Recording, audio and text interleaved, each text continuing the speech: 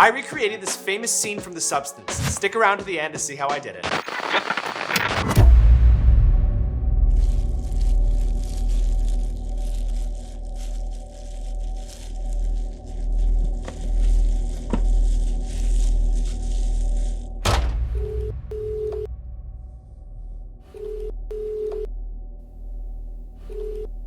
Yes?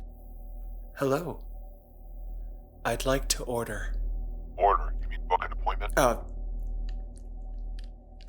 Yeah, sorry. That's right. Name? Ricci? Last name? Oh, sorry, no, that was my last name. My first name's Mac. Address? 69 Queen Street West. No, email. Oh, right, sorry. My email is, sportyhothog420@hotmail.com. I gotta update that. Phone number? 416-426-4823. God, my mouth is dry. Do you have a preference of time? Like morning or afternoon or evening. It's all good. Write this down. Yeah, okay.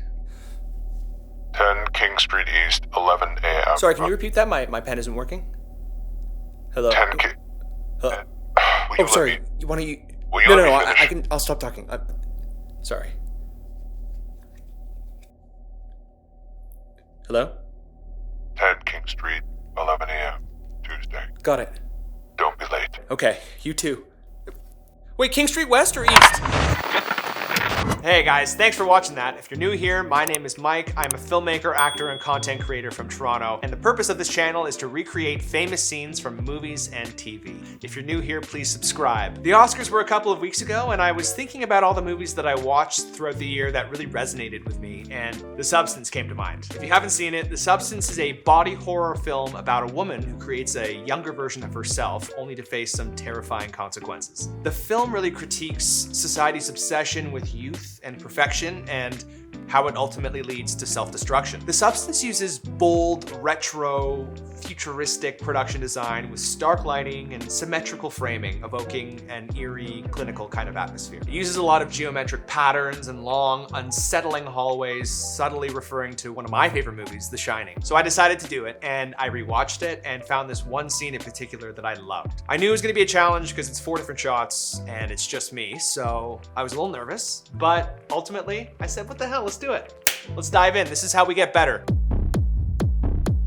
Before committing to it, I had to come up with a few ideas that worked with the visuals. I'm not just recreating the scenes, I'm also creating funny parodies of them, so I have to write a whole idea and it has to resonate with people. I was thinking to myself, the call is so dramatic. What if it's something really monotonous, something really simple? What could be both hilarious and relatable? So I came up with 2 ideas. One, what it was like ordering food before Uber Eats, and then the other was an introvert trying to make a phone call. This all comes from real life experience. I am very introverted, I'm very awkward. Phone calls, I have to like prepare. I don't know what it is. You know, it's funny that I'm here in front of the camera. Maybe I'm not as bad in front of the camera because there's not a real person, and this camera isn't judging me, making me think that I'm stupid. Although sometimes I do feel stupid in front of the camera. I slur my words. I'm not this Smoothest speaker? So from my own life experience, I felt that an introvert making a phone call to book an appointment at a hair salon was the perfect thing. So I ended up writing my script and moved on right into planning the shots. So the next step for me was to go on YouTube, watch the scene multiple times, and break down the lighting. And also I had to see if I needed any props and things like that. The 2 things I had to buy were this cool retro red phone.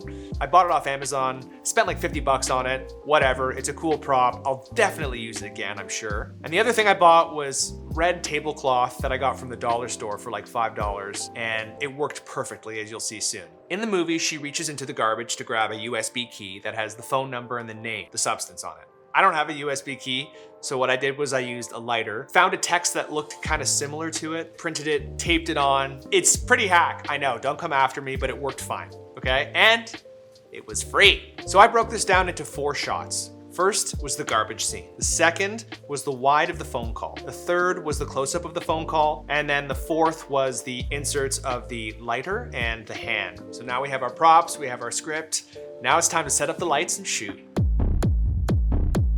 this is the shot we want to replicate. So what do we see here? Looking at this, we can see that this is a shot from below into a garbage can, presumably through a piece of glass or something transparent. It's very dark and the highlights are very blue. So we know we need to set up the camera from below and shoot through a piece of glass with the prop on top. Let's get it. At the dollar store, I got a framed piece of art that was like $5 as well. And I took the glass frame off and that's what I used to shoot through. It was very simple, it was affordable. Now I have a cool piece of art. And now what we have is this beautiful thing we can shoot through. So in the studio, I have this storage ottoman, which worked perfect. I basically just put the camera inside and shot up. And then I put the piece of glass on top of that. So boom, it was an easy, nice, compact setup. You guys cozy down there? Okay, great. Here's the lighter I made. I called it the Salon. Sorry about the phone number. I'm 5 years old. What do you want me to do? Similar to last time, as you guys know, I have a lot of natural light in here, so we had to black everything out, so that's what we did. This was actually such a hard shot to nail. It took me forever to figure out. The lens wouldn't focus on the lighter because I guess the glass was too close. So what I ended up doing was taking two of our side tables and elevating the glass just a few inches, and it made a huge difference. And then we finally got it in focus, and that's when we started to work on the lighting. And by we, I mean me. The hardest part about this process, I think, was I knew I was going to have to light the prop from below, but I was having this issue of getting a lot of reflection and glare off a piece of glass. I kept trying to reposition the light, but I couldn't quite get enough light while also eliminating the reflection. What I ended up ultimately doing was putting the light on a little tripod just out of the ottoman, as you can see, and shining it through, and it worked great. I think we got it. Yeah! Oh my God, that was so hard to do. The best lens in the world for me. It's the most versatile lens ever is the Sony G Master 24-70 2.8. When I was shooting up, I would fully zoom it in so that it was at 70 millimeters, but I guess the weight of the lens kept pulling it down. So I had to duct tape my lens to the ottoman to keep it from falling down. This is so hack. Why am I hack? Why can't I be better at this? A little sketchy putting duct tape on your lens, but it ended up working fine. Then I grabbed a couple of garbage bags, covered the piece of glass and the prop, and got some really cool shadows from the light, and it looked very similar to the show. The shot looks pretty cool, but I want to try something a bit different. I think doing things practically makes it easier in post to edit. I actually just found these little gels, these little blue things. So I'm gonna put it on the light and see how that affects it. Oh yeah! Let's add a second one. I have another one. Make it extra blue. Ooh, very cool. And then finally, an hour later, it was time to shoot. I think it looked pretty cool. That was the most satisfying one, I think. Woohoo! We got it! That was friggin' hard to get. Let's go on to the next shot. All right, on to shot 2. This is the scene that we want to replicate. So what can we see? The camera is above her, so we're shooting down on the subject. Next, we're in the bedroom, and there's also a chair on the top right of the frame. When it comes to lighting, first from in front, we have a cool light shining harshly on her face, and we also have a light coming from behind through the window, and also there's a little bit of cool light shining on the top of her head. So let's set up the scene. So as you know, this is very low budget, so what I'm doing as her bed is a collapsible table. And as you can see in the shot, she has a red carpet and red sheets for her bed. So what I did was I went to the dollar store and got these red tablecloths. But I was a little skeptical at first. I was a little bit nervous that I was gonna have to stop shooting and sort of find a plan B. But luckily it worked out. So then I laid them on the ground and that was my red carpet. And then I serendipitously found this beautiful piece of art that Charlotte's parents gave to her as a gift. And I flipped it upside down and put it on the table carefully, and it worked great as the bed. Then I started to bring in some of my equipment. For the light shining through the window, I'm using my Aperture 300X with a spotlight attachment on it. It comes with these metal gobos that you can slide in. Gobos are basically pieces of metal that you can put in front of the light that can create the effect of sun coming through blinds. Like if you see behind me on the wall right now, that's fake sunlight. Show business, baby! You put it in that little attachment and then you slide it in the slot in front of the light. So this time, instead of putting the blackout blinds on the C-stand and hiking it up as high as possible, I put these little hooks right along the top of the stairwell here. And the idea is that it's going to block all that light from the skylight from coming down here. It's gonna be a lot faster, a lot easier to block out the light because as I said, there's a lot of natural light in here. So look how cool this looks.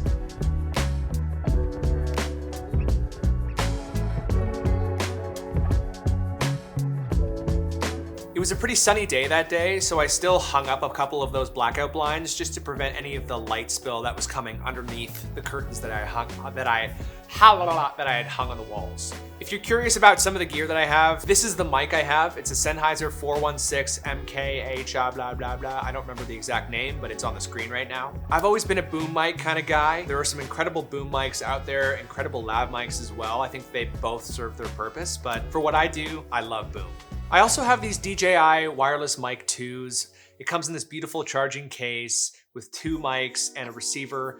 The range is great, the battery's great. They're pretty solid as well. They're great for shooting content. They're a heavy price point, but I think they're definitely worth it. Since I'm using the Aperture 300X as the light coming through the window, I'm gonna need another light as the key light, which is that cold, shadowy light shining on my face. This is a light I bought a little while ago. It's called the Godox VL150. It's an LED video light, 150 watts. It's daylight balanced, so it doesn't change in color temperature, but it's a great option. I love it. I used to use it all the time. Now I prefer having bicolor lights because I find there's more versatility, but this is a great option and you can always buy gels to put on top. When I was using this light a lot, I ended up buying this attachment. It's a cheaper version of the Aperture spotlight attachment. I think I totally forgot that I had this. It was in my office, in the closet. I think I broke it, but I managed to pull it out, fixed it with a screw, and I used it for the shoot, and it was perfect because it achieved exactly what I wanted, which was that harsh spotlight on the subject's face with the shadow above and the brightness on the mouth. And the great thing about this Godox projector attachment is it comes with tons of accessories. There's this iris, so you can tighten the spotlight, and then it also comes with a bunch of these colored gels that you can put in front of the light and do a lot of cool things in camera. Let's see how this looks in the lights. 1, 2, 3. Pretty cool, huh? Now let's put the camera in the right spot. Nice transition. You like that transition? So I think it looks pretty good already, but I want to make some minor tweaks that will make a big difference and make it easier in post to edit. So the first thing is white balance. If you look at the shot, all the highlights are very cold, so we want to replicate that with our white balance. So I think I changed my white balance to like 3600 or something like that. Honestly, sometimes I just go with what looks or feels right in the moment.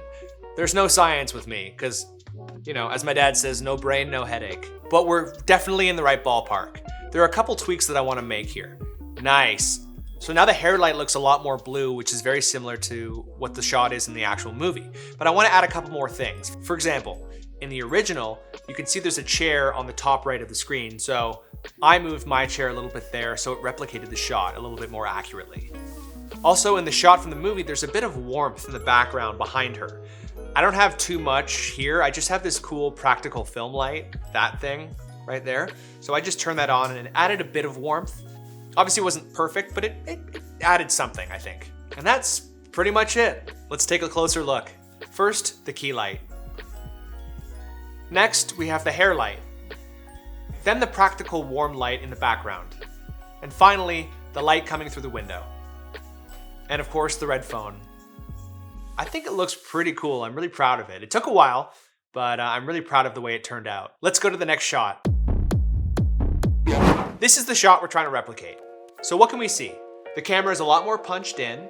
The key light is still shining on her face, but the light is a lot more precise because the focus is her lips. And finally, on her left shoulder, we see a bit of that blue hair light. Since we just did the wide of this, we're already pretty much set up. We just want to refine a few things. While I do love that Godox spotlight attachment, I find the Aperture Amaran combo to be a lot more precise and powerful, so I switched those out. Bye-bye. Bye-bye. And in that attachment, you have these little levers that can really refine where you want the shadow and light to be. You can kind of see on the wall there how tight we're going to start with, and then let's see how it goes. Okay, now we're gonna make the room dark again. Here we go. Since we did all the prep in the wide, this was done very quickly. I did tweak the exposure a bit from take to take, but this is basically it.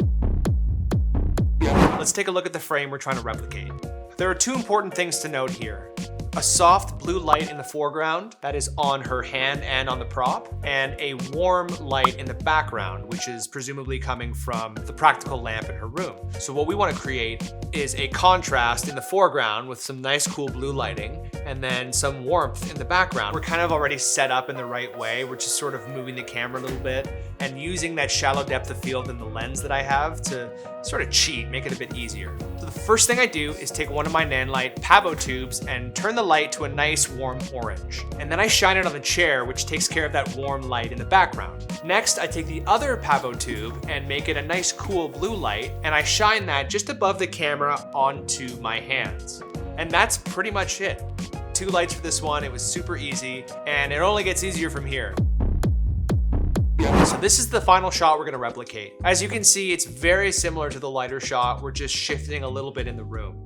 You have a nice cold light on the foreground, and then we have the warm light in the background just behind her hands. We're just gonna move the camera a little bit laterally away from the warm light. The hardest part about this was trying to find the right angle to write on my hands in front of the camera. But we got there eventually. And that was it. Took me a few minutes. Now I want to talk about just a couple of effects that I used in post. First off, this movie's shot in a specific aspect ratio. I think it's like 2.39 to 1 or something like that. It's anamorphic style. And I have neither the skill set nor the tools to do this. So what I did was the hack way of doing it, which is in post, create an adjustment layer and then match the sequence settings. And then go to the effects panel and select crop. Then you drag that onto the adjustment layer, and then you sort of play around with the percentages of top and bottom to match the frame as best as possible. What I will do is I'll take the frame from the movie and put it on top of my frame, and then bring the bars down to match the size of that. Obviously it's not perfect and my image is a lot more cropped because of this, but it works. Cinematographers out there, please don't come after me. I'm learning and I'm very slow. I'll figure it out one day. The last effect I wanted to add to this in post was the phone sound effect. So I actually recorded the phone dialogue on my phone. And what I did was I went to the audio workspace, I selected audio type, which in this case was dialogue, and then I added from the telephone. And then you can like sort of play around with volume and intensity and stuff like that. And that was basically it. When it comes down to music and sound effects and stuff like that, I always get that stuff from artlist.io. This is not sponsored. I just have been using them for a few years and I love them. So one last time, let's take a look at all the shots side by side.